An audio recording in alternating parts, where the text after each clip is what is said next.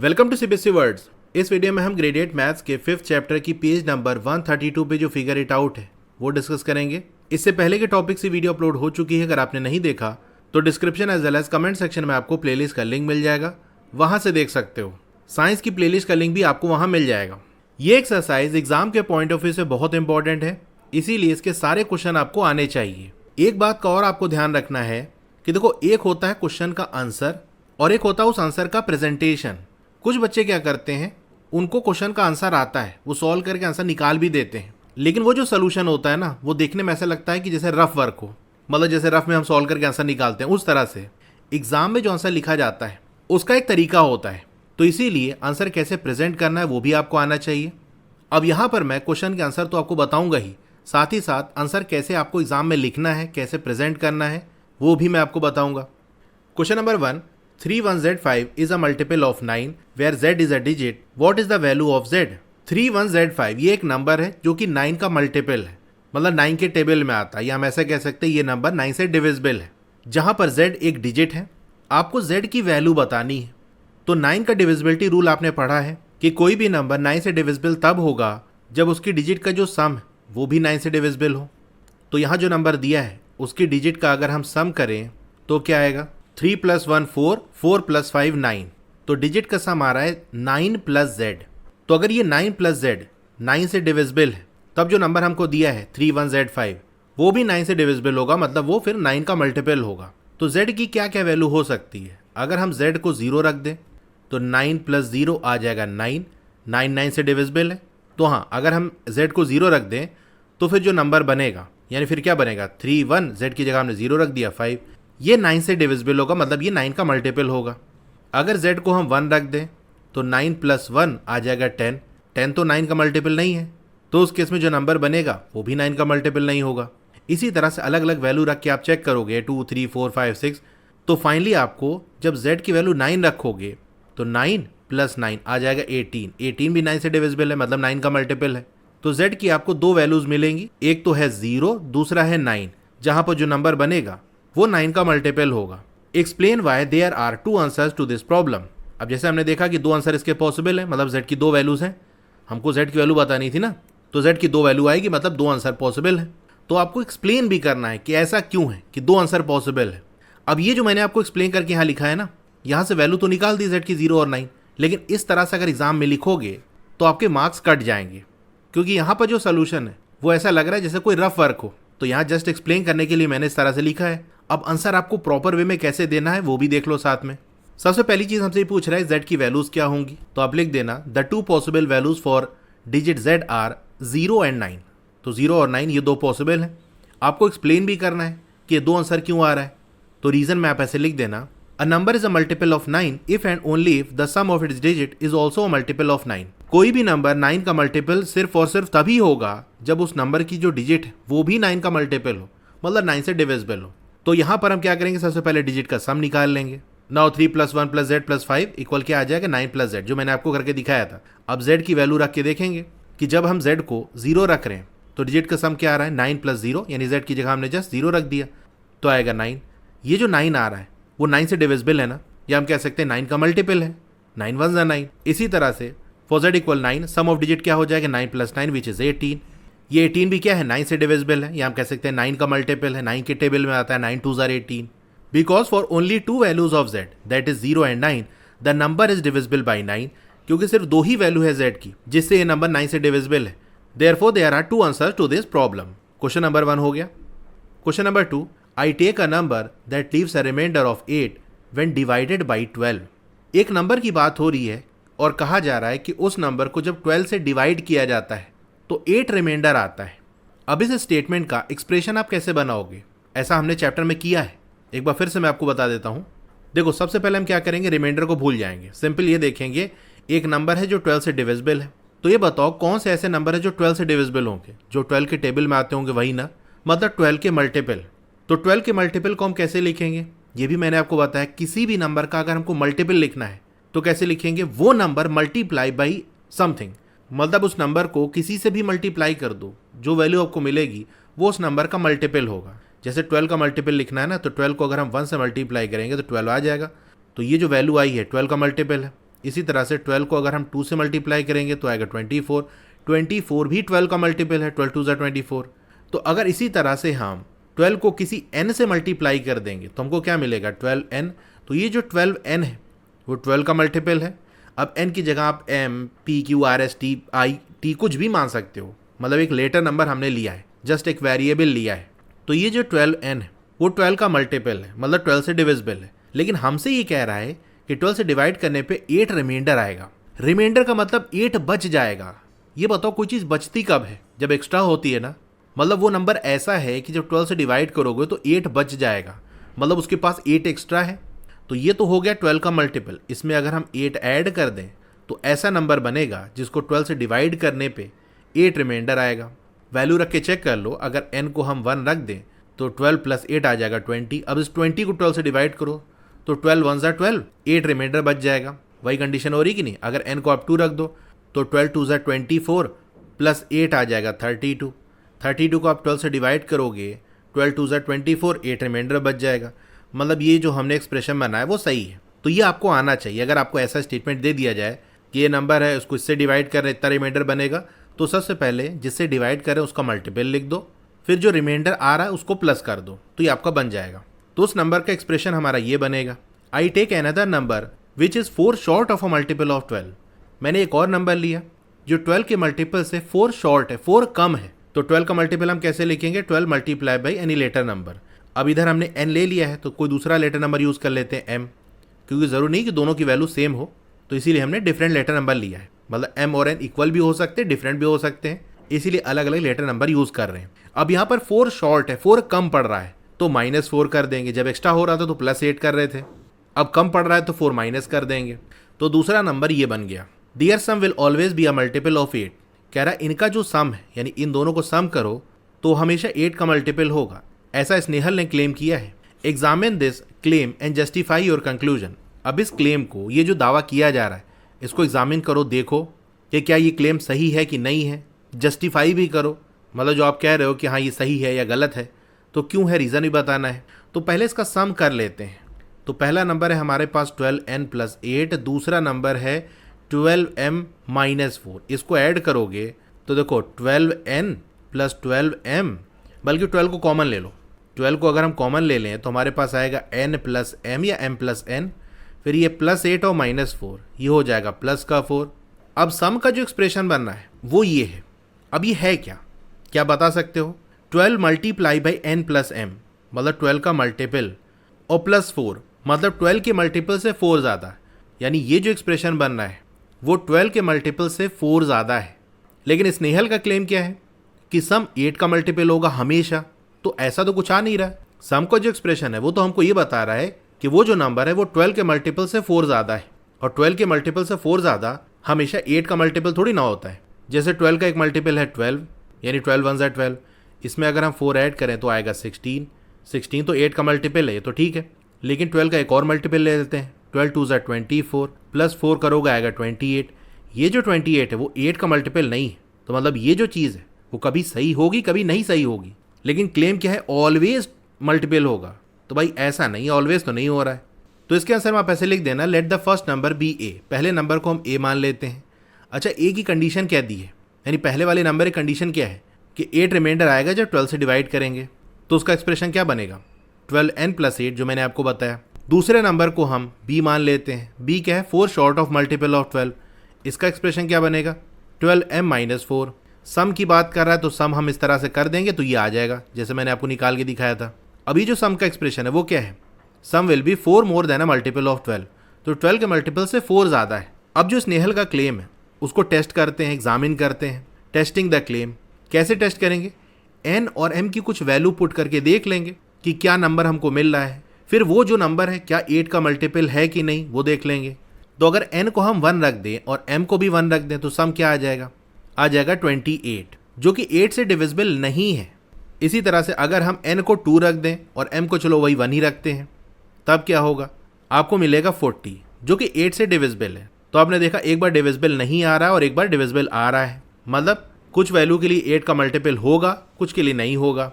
Hence Snehal's claim is not true, इसीलिए स्नेहल का जो क्लेम है वो ट्रू नहीं है। तो इस तरीके से आपको आंसर को प्रेजेंट करना है। मतलब ऐसा नहीं कि एकदम एग्जैक्टली इसी को कॉपी कर लो, जस्ट मैं आपको एक आइडिया दे रहा हूँ। अपने वर्ड्स में भी आप लिख सकते हो और शॉर्ट करके भी लिख सकते हो। क्वेश्चन नंबर 2 हो गया। Question number 3, when is the sum of 2 multiples of 3 a multiple of 6 and when it is not. ऐसा कब होगा कि दो 3 के मल्टीपल का जो सम है वो 6 का भी मल्टीपल हो। तो 3 के मल्टीपल को हम कैसे लिखेंगे, जैसे हमने लिख दिया 3m, ये 3 का मल्टीपल है क्योंकि 3 मल्टीप्लाई बाय समथिंग। इसी तरह से एक और 3 का मल्टीपल लिख देते हैं 3n, इसके सम की बात कर रहे हैं ना तो प्लस लगा देते हैं, तो ये आ गया दो 3 के मल्टीपल का सम। तो कह रहा है ये जो है कब 6 का मल्टीपल होगा और कब 6 का मल्टीपल नहीं होगा। अच्छा, अगर यहाँ से हम 3 कॉमन ले लें तो क्या हो जाएगा m प्लस n। 6 का डिविजिबिलिटी रूल आपने पढ़ा है कि कोई भी नंबर 6 से डिविजिबल कब होता है, जब वो नंबर 2 से भी डिविजिबल हो, 3 से भी डिविजिबल हो। मतलब ऐसा नंबर जो 2 का मल्टीपल है, 3 का भी मल्टीपल है, वही 6 का भी मल्टीपल होगा। ये जो हमारा सम बना है आप देख सकते हो 3 मल्टीप्लाई बाय समथिंग, यानी ये तो 3 का मल्टीपल है तो पक्की बात है, लेकिन क्या 2 का मल्टीपल है? तो ये डिपेंड करेगा m प्लस n की वैल्यू पे। अगर m प्लस n की वैल्यू इवन आती है तो उस केस में जो नंबर है वो 2 का मल्टीपल होगा। तो 2 और 3 दोनों का मल्टीपल है तो 6 का भी मल्टीपल होगा। लेकिन अगर m प्लस n की वैल्यू ऑड आ जाती है तो 3 जब किसी ऑड नंबर से मल्टीप्लाई होगा तो एक ऑड नंबर मिलेगा। जैसे अगर हम 3 को 5 से मल्टीप्लाई करें, 5 एक ऑड है तो आएगा 15। अब 15 3 से तो डिविजिबल है, मतलब 3 का मल्टीपल है, लेकिन 2 का मल्टीपल नहीं है, तो उस केस में 6 का मल्टीपल नहीं होगा ये। तो m प्लस n की वैल्यू पे डिपेंड करेगा। इसको हम अलग अलग भी देख सकते हैं कि वो दो जो मल्टीपल है वो क्या होने चाहिए। चलिए मैं आपको दिखाता हूँ कि कैसे। तो आपको यहाँ एक्सप्लेन करना है डिफरेंट पॉसिबल केसेस को, जनरलाइज भी करना है पैटर्न, यानी जो पैटर्न बन रहा है उसको जनरलाइज भी करो कि जनरली ऐसा होगा। तो सबसे पहले दो मल्टीपल्स हम मान लेते हैं 3 के। एक ले लिया हमने 3m, दूसरा ले लिया 3n। इनका सम क्या होगा 3m प्लस 3n। अभी हम 3 को कॉमन नहीं लेते हैं, अलग अलग रखते हैं, क्योंकि यहाँ पर ऐसा कर लेते हैं ना कि दो नंबर कैसे होने चाहिए। For the sum to be multiple of 6 it must be divisible by 2 as well as 3। ये आप जानते हो कि कोई भी जो नंबर है वो 6 का मल्टीपल कब होगा, जब वो 2 और 3 दोनों से डिविजिबल हो, या हम कह सकते हैं 2 और 3 दोनों का मल्टीपल हो। Since the 3 is already a factor, अब 3 एक फैक्टर है, यानी अगर इस 3 को कॉमन ले लो तो m प्लस n, इस सम में 3 तो एक फैक्टर है ही, क्योंकि 3 मल्टीप्लाई बाय समथिंग मतलब 3 का मल्टीपल तो है ही। The expression 3m plus 3n must be an even number. तो 3 से तो डिविजिबल होगा, ये तो पक्की बात है, लेकिन 2 से डिविजिबल होने के लिए ये जो सम है उसका इवन होना ज़रूरी है। इवन नंबर ही तो 2 से डिविजिबल होगा ना। तो अब हमको ये चेक करना है कि 3m प्लस 3n ये इवन कब होगा। तो यहाँ पर रूल ऑफ पैरिटी आपने पढ़ा होगा कि अगर दो इवन नंबर को हम ऐड करते हैं तो हमको एक इवन नंबर मिलता है, अगर दो ऑड नंबर को ऐड करेंगे तो भी हमको एक इवन मिलेगा, लेकिन अगर एक इवन एक ऑड है तो आंसर हमको ऑड मिलेगा। तो 3m प्लस 3n यानी दो नंबर का सम हमको इवन चाहिए। तो 3m और 3n यानी दोनों नंबर या तो इवन हो तब ऐसा हो जाएगा, या दोनों ही नंबर ऑड हो तब ऐसा होगा। अगर एक इवन एक ऑड आता है तो इस केस में हमको ऑड नंबर मिलेगा, मतलब इवन नहीं मिलेगा। तो यही चीज़ आपको जस्ट लिख देनी है कि पॉसिबल केसेस क्या हो जाएंगे। केस नंबर 1 की बात कर लें, both multiples of 3 are even, दोनों ही 3 के मल्टीपल इवन हो तो सम भी क्या होगा इवन होगा, क्योंकि इवन प्लस इवन इवन होता है। केस 2 की बात कर लें, दोनों ही नंबर ऑड हो तो उस केस में जो सम है वो इवन होगा, क्योंकि ऑड प्लस ऑड ये इवन होता है। केस 3 में अगर एक मल्टीपल ऑड है दूसरा इवन आता है तब जो सम है वो ऑड होगा। क्यों ऑड होगा? क्योंकि इवन प्लस ऑड ऑड होता है। तो जनरलाइज करके इस पैटर्न को हम क्या कह सकते हैं, ऐसे लिख देना, generalising the pattern, sum of 2 multiples of 3 will be a multiple of 6 if and only if either both the multiples of 3 are even or both are odd. दो 3 के मल्टीपल का जो सम है वो 6 का भी मल्टीपल तब होगा, यानी सिर्फ और सिर्फ तब होगा जब दोनों ही जो 3 के मल्टीपल हम ले रहे हैं या तो वो दोनों ही इवन हो या दोनों ही ऑड हो, जैसे कि ऊपर हमने देखा। तो क्वेश्चन नंबर 3 हो गया। Question number 4, Shreelata says I have a number that is divisible by 9। मेरे पास एक नंबर है जो 9 से डिविजिबल है। If I reverse it's digits it will still be divisible by 9। अगर उस नंबर की डिजिट को मैं रिवर्स कर दूं तो जो नंबर बनेगा वो भी 9 से डिविजिबल है। इसका फर्स्ट पार्ट है, examine if her conjecture is true for any multiple of 9। अब ये बात जो वो कह रही है इसको एग्जामिन करो कि क्या कोई सा भी हम 9 का मल्टीपल ले लें तो उसके लिए ट्रू होगा। अब जैसे एक नंबर हम ले लेते हैं 819, क्या ये 9 से डिविजिबल है? इसके लिए हम क्या करेंगे, इसके डिजिट का सम कर लेंगे तो ये आ जाएगा 18 9 से डिविजिबल है, मतलब ये जो नंबर 819 ये 9 से डिविजिबल है। अगर इसकी डिजिट को हम रिवर्स कर दें, 819 की जगह 918 कर दें, उल्टा ऐसे लिख दिया हमने, तो क्या होगा 9 प्लस 1 प्लस 8 अगेन आपको 18 मिलेगा, यानी जो सम आ रहा है वो 9 से डिविजिबल है। तो ये नंबर भी 9 से डिविजिबल होगा। अब यहाँ पर हो क्या रहा है, देखो नंबर की डिजिट को हमने रिवर्स किया ना, डिजिट चेंज तो नहीं हुई। अब वही डिजिट्स को किसी भी ऑर्डर में आप ऐड करो, आंसर तो आपको सेम मिलेगा ना, क्योंकि जो एडिशन है वो कम्यूटेटिव होता है। मतलब किसी भी ऑर्डर में आप ऐड करो, 2+3 करो या 3+2 करो, आंसर आपको सेम मिलेगा 5। तो ऑर्डर मैटर नहीं करता। 819 इसमें भी वही डिजिट है 819, 918 इसमें भी वही डिजिट है 918, तो सेम डिजिट है ना, किसी भी ऑर्डर में लिख के ऐड करें। तो रिवर्स करने से डिविजिबिलिटी चेंज नहीं होगी। मतलब अगर 9 से डिविजिबल है तो रिवर्स कर दोगे डिजिट तो भी 9 से डिविजिबल होगा। तो इसका आंसर मैं ऐसे लिख देना, yes Srilata's conjecture is definitely true for every possible multiple of 9। तो ये कंजेक्चर ट्रू होगा, कोई सा भी हम 9 का मल्टीपल ले लें उसके लिए। क्यों होगा? Because a number is divisible by 9 if and only if sum of its digit is a multiple of 9। क्योंकि रूल क्या कहता है, कोई भी नंबर 9 से डिविजिबल कब होगा, जब उसकी डिजिट का जो सम है वो 9 से डिविजिबल हो, यानी 9 का मल्टीपल हो। Reversing a number changes physical order of the digit. Number को रिवर्स करने से डिजिट का जो ऑर्डर है वो रिवर्स होता है, but it does not change the digits themself. Digit change नहीं हो रही, डिजिट तो वही है। Because addition is commutative. Addition क्या है? कम्यूटेटिव, यानी ऑर्डर मैटर नहीं करता, किस ऑर्डर में आप लिख के ऐड कर रहे हो, आंसर आपको सेम मिलेगा। The sum of the digits will remain exactly same. Digit का जो सम है वो एग्जैक्टली सेम रहेगा। अब इसमें एक एग्जाम्पल दे देना, जैसे 819 का आपको मैंने दिया था कि डिजिट का सम करेंगे तो 18 आएगा, रिवर्स करोगे डिजिट 918 हो जाएगा, अगेन डिजिट का जो सम है वो 18 आएगा। Because the some is still 18, reverse number remains a multiple of 9। तो डिजिट का जो सम है वो तो चेंज नहीं हो रहा है, तो जो रिवर्स नंबर है वो भी 9 का मल्टीपल होगा। अब इसमें सेकंड पार्ट है, are any other digit shuffles possible such that the number formed is still a multiple of 9।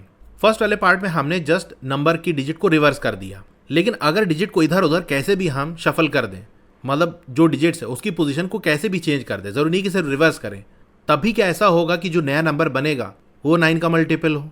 तो अभी फर्स्ट वाले पार्ट में ही ये चीज़ मैंने आपको बताई कि डिजिट का ऑर्डर आप कैसे भी चेंज कर दो, रिवर्स कर दो या इधर उधर कहीं भी कर दो, जब तक डिजिट नहीं चेंज हो रही है, डिजिट का जो सम है वो चेंज नहीं होगा, इसीलिए वो नंबर जो बनेगा वो 9 का मल्टीपल होगा। तो आंसर में लिख देना, yes any shuffle of those specific digits will result in a number that is still a multiple of 9 because you can place the digit in any sequence and their sum will remain constant. Digit को आप किसी भी sequence में रख दो, सम तो constant ही रहेगा ना।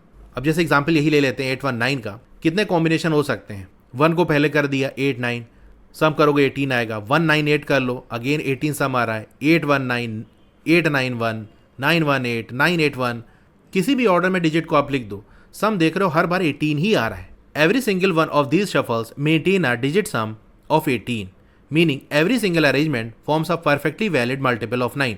हर केस में आपको सम 18 मिल रहा है। सम 18 मतलब सारे ही जो कॉम्बिनेशन है वो 9 से डिविजिबल होंगे। क्वेश्चन नंबर 4 हो गया।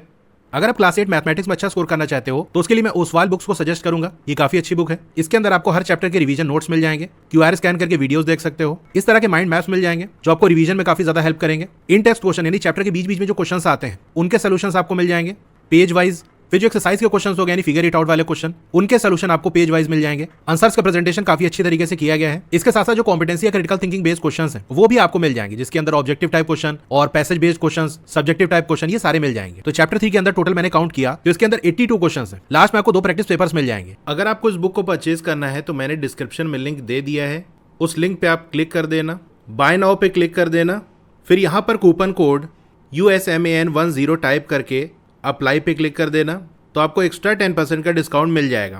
Question number 5, if 48A23B is a multiple of 18, list all possible pairs of values for A and B। अब ये एक नंबर आपको दिया है जहाँ A और B जो है कोई डिजिट है जिसकी वैल्यू हमको फाइंड आउट करनी है। कह रहा है वो 18 का मल्टीपल है, तो सारे पॉसिबल पेयर आप बताओ कि A और B की क्या क्या वैल्यूज हो सकती हैं। तो सबसे पहले 18 का डिविजिबिलिटी रूल आपको पता होना चाहिए कि वो कौन सा नंबर है जो 18 से डिविजिबल होगा। अब इसके लिए हमको 18 का प्राइम फैक्टराइजेशन करना होगा। 2 9 जा, 3 3 जा, 3 1 जा। अब जैसे कि मैंने आपको सिखाया 2 पार्ट में इसको ब्रेक करेंगे। जैसे 2 को अलग कर लेते हैं, 3 और 3 को एक साथ कर लेते हैं, मतलब 2 × 9 ये 18 होता है ना।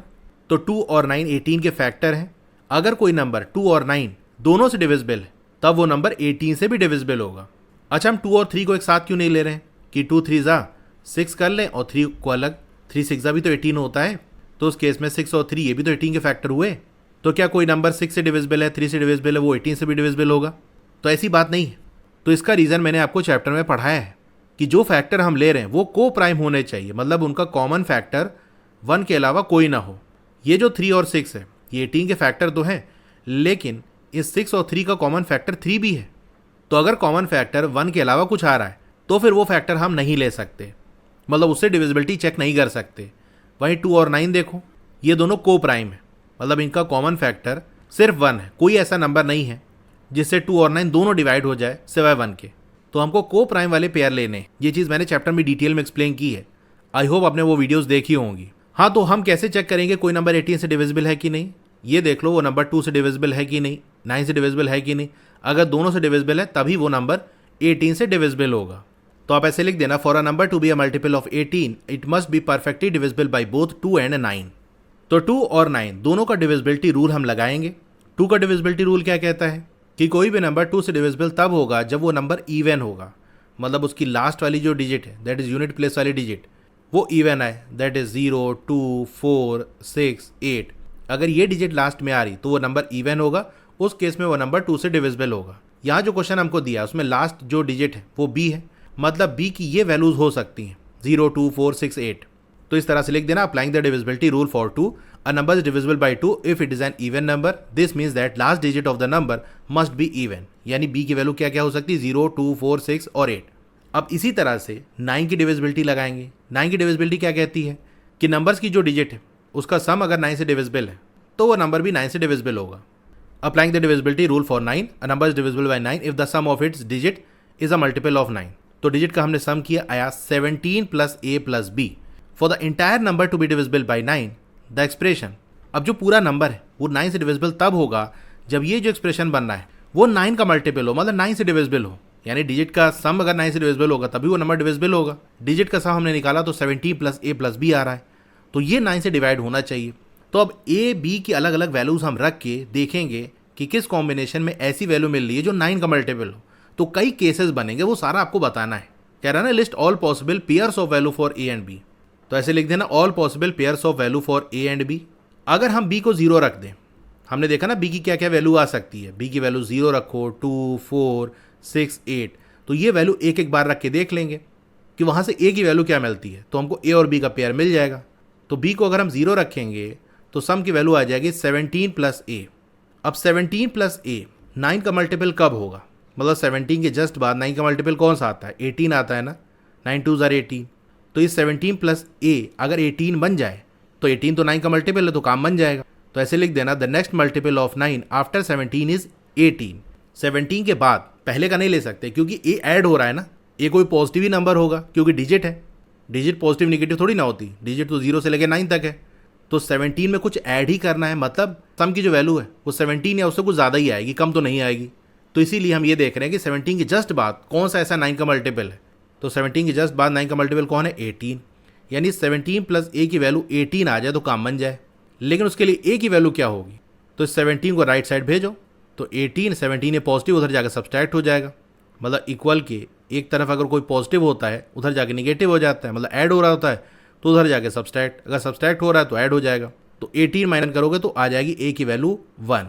तो पेयर क्या बना कि ए को अगर 1 रखे बी को 0, तो उस केस में जो हमारा एक्सप्रेशन है that is 17 plus A plus B, ये 9 का मल्टीपल होगा। और हमने देखा अगर ये 9 का मल्टीपल है तो जो नंबर है वो 9 का मल्टीपल होगा, क्योंकि 17 प्लस ए प्लस बी ये क्या है, डिजिट का सम ही तो है, और डिजिट का सम 9 का मल्टीपल आना चाहिए, यही हम चेक कर रहे हैं। अब इसी तरह से बी की जो नेक्स्ट वैल्यू है दैट इज 2, वो रख के देख लो। तो 2 रखोगे तो 19 प्लस ए आ जाएगा। अब 19 के जस्ट बाद कौन सा 9 का मल्टीपल आता है, तो 9 2 ज़ार 18, 9 3 ज़ार 27, फिर 27 आता है। तो 19 प्लस ए 27 के इक्वल कर दो, 19 उधर जाएगा तो 27 माइनस 19, ए की वैल्यू यहाँ से 8 आ जाएगी। तो पेयर क्या बना, ए को अगर 8 रख दें बी को 2 रख दें, तो उस केस में जो हमारा एक्सप्रेशन है वो 9 का मल्टीपल होगा। रख के आप चेक भी कर सकते हो, 17 प्लस ए की जगह 8 प्लस बी की जगह 2, तो आ जाएगा 27। 27 9 का मल्टीपल है कि नहीं। इसी तरह से बी की वैल्यू 4 रखो तो आएगा 21 प्लस ए। 21 के जस्ट बाद 27 है मल्टीपल, तो उसको 27 से इक्वल कर दो, ए की वैल्यू आ जाएगी 6। तो यहाँ से एक पेयर बन गया, ए इक्वल 6 बी इक्वल 4। बी की वैल्यू अगर हम 6 रख दें तो 23 प्लस ए। 23 के जस्ट बाद कौन सा 9 का मल्टीपल आता है, 27। तो 23 प्लस ए को 27 के इक्वल कर दिया, यहाँ से ए की वैल्यू 4 आ गई। पेयर बना ए इक्वल 4 बी इक्वल 6। फिर बी की जो लास्ट वैल्यू है दैट इज 8, वो रखेंगे तो आएगा 25 प्लस ए। यानी 25 में ऐसी ए की क्या वैल्यू ऐड कर दें कि हमको एक 9 का मल्टीपल मिल जाए। तो 25 के जस्ट बाद कौन सा 9 का मल्टीपल आता है, 27 आता है। तो इसीलिए इसको 27 से इक्वेट कर दे, ए की वैल्यू हमको 2 मिल गई कि अगर ए की जगह 2 रख दे तो हमको 27 वैल्यू मिलेगी और 27 9 का मल्टीपल है। तो पेयर क्या बना, ए इक्वल 2 बी इक्वल 8। अच्छा 25 के जस्ट बाद वाला ही मल्टीपल क्यों ले रहे हैं, या ऊपर 23 21 19, मतलब हर बार हम ये क्यों कह रहे हैं कि इसके जस्ट बाद कौन सा मल्टीपल आ रहा है, और आगे का भी तो मल्टीपल ले सकते हैं। जैसे 9 का एक मल्टीपल 36 भी तो है। लेकिन आप ये देखो 25 प्लस ए, अगर हम इसको 36 के इक्वेट करेंगे और 25 उधर जाके सब्सट्रैक्ट होगा, मतलब ए की वैल्यू 36 माइनस 25 आप करोगे तो आ जाएगा 11। ए तो एक सिंगल डिजिट है ना, यहाँ तो ए की वैल्यू 11 आ गई, ये तो 2 डिजिट है, ए हमारा सिंगल डिजिट है। तो ये प्रॉब्लम है, इसीलिए जस्ट बाद वाला ले रहे हैं, क्योंकि उस केस में ए की वैल्यू सिंगल डिजिट नहीं आएगी। अब फाइनल लाइन लिख देना, all the possible pairs of value for A comma B that makes the number 48 A23 B a multiple of 18 are. कौन कौन से पेयर बनेगा, ए की वैल्यू 1 बी की 0, A8 तो आएगा B2, A6 B4, A4 B6, A2 B8, ये values हैं, मतलब ये पेयर्स आपको मिलेंगे। क्वेश्चन नंबर 5 हो गया। अब इसके आगे एक क्वेश्चन हम नेक्स्ट वीडियो में डिस्कस करेंगे। आपको वीडियो कैसी लगी कमेंट करके जरूर बताइए, अच्छी लगी हो तो लाइक करिए, और अगर अभी तक आपने चैनल को सब्सक्राइब नहीं किया है तो ज़रूर से सब्सक्राइब कर लो। उसके बगल में एक बेल का आइकन होगा, उसको दबा के ऑल पे क्लिक कर देना, तो जब भी नई वीडियो आएगी आपको मैसेज आ जाएगा। मिलते हैं फिर नेक्स्ट वीडियो में। Thank you.